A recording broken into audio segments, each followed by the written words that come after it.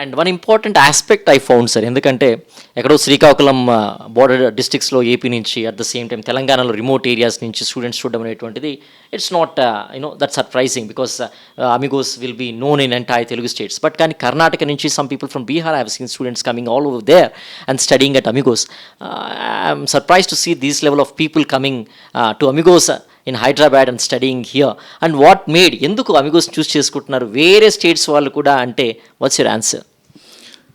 దీనికి బేసిక్గా word of mouth అని చెప్పొచ్చండి. అంటే మేము చేస్తున్నటువంటి ప్రోగ్రామ్స్ కానీ యాక్టివిటీస్ కానీ అక్కడి వరకు రీచ్ అవుతున్నాయి.